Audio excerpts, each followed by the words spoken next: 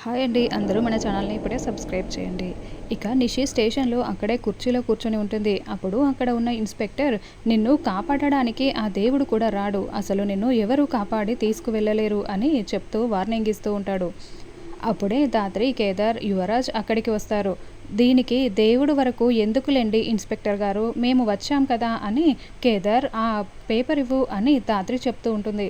వెంటనే Kedar bail పేపర్స్‌ని inspector చేతిలో పెడుతూ ఉంటాడు. నిషికి "మేము బెయిల్ పేపర్స్ తీసుకువచ్చాము. నిషిని మర్యాదగా వదిలేయండి" అని యువరాజ్ వార్నింగ్ ఇస్తూ ఉంటాడు.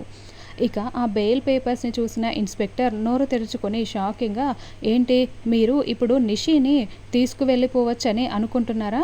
ఇప్పుడు మీరు తీసుకువెళ్ళినా కూడా 24 గంటల్లో ఈవిడ ఏ తప్పు చేయలేదని నిరూపించకపోతే ఈవిడకి శిక్ష పడుతుంది" అని ఇన్స్‌పెక్టర్ వార్నింగ్ ఇస్తూ ఉంటాడు. "ఏ తప్పు చేయలేదని మీరు ఆధారాలు చూపించకపోతే మేము చూపించిన ఆధారాల పరంగా ఈవిడకి శిక్ష పడుతుంది.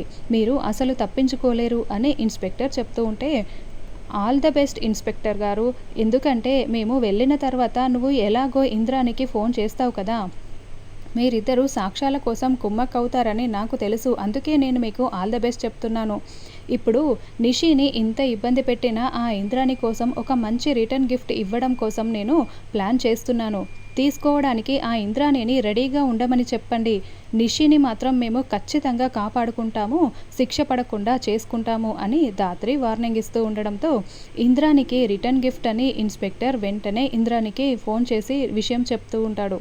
దాంతో ఇంద్రాణి, "ఏంటి, వాళ్ళు ఇలా మాట్లాడి వెళ్లారా? అని ఏం గిఫ్ట్ ఇస్తారు" అని తెగ టెన్షన్ పడుతూ ఉంటుంది.